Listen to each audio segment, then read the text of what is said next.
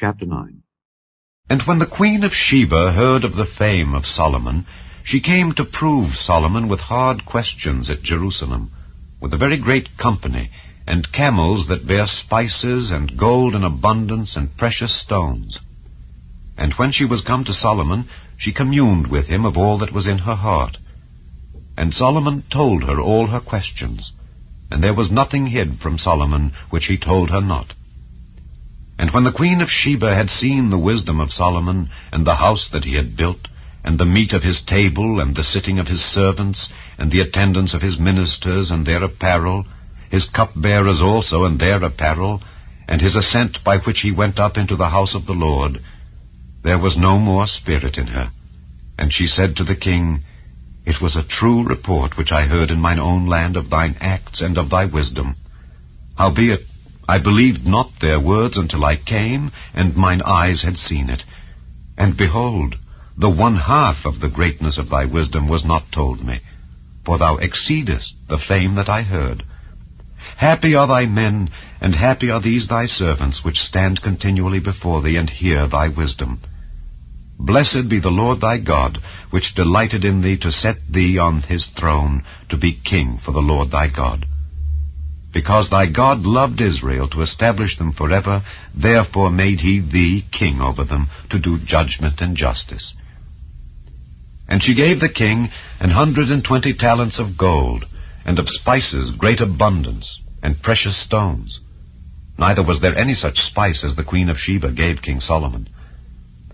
And the servants also of Huram, and the servants of Solomon, which brought gold from Ophir, brought algum trees and precious stones. And the king made of the algum trees terraces to the house of the Lord, and to the king's palace, and harps and psalteries for singers. And there were none such seen before in the land of Judah. And King Solomon gave to the queen of Sheba all her desire whatsoever she asked, beside that which she had brought unto the king. So she turned and went away to her own land, she and her servants. Now the weight of gold that came to Solomon in 1 year was 666 talents of gold, beside that which chapmen and merchants brought. And all the kings of Arabia and governors of the country brought gold and silver to Solomon. And King Solomon made 200 targets of beaten gold. 600 shekels of beaten gold went to 1 target. And 300 shields made he of beaten gold. 300 shekels of gold went to 1 shield. And the king put them in the house of the forest of Lebanon. Moreover, the king made a great throne of ivory, and overlaid it with pure gold. And there were 6 steps to the throne, with a footstool of gold, which were fastened to the throne, and stays on each side of the sitting place, and 2 lions standing by the stays.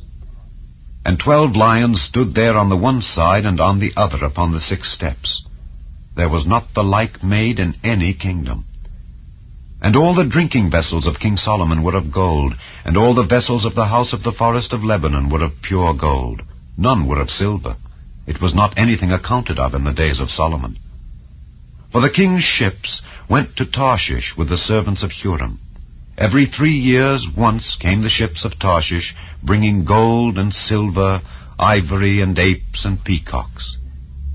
And King Solomon passed all the kings of the earth in riches and wisdom.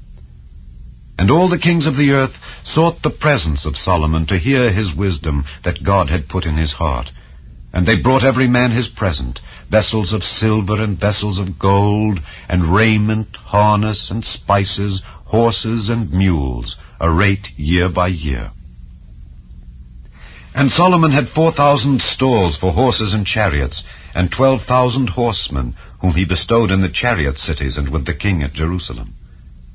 And he reigned over all the kings, from the river even unto the land of the Philistines, and to the border of Egypt.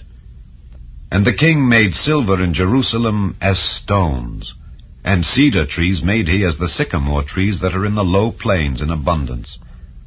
And they brought unto Solomon horses out of Egypt, and out of all lands.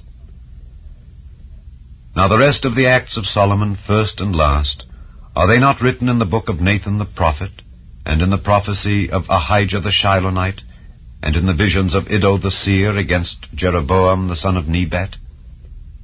And Solomon reigned in Jerusalem over all Israel 40 years. And Solomon slept with his fathers, and he was buried in the city of David his father, and Rehoboam his son reigned in his stead.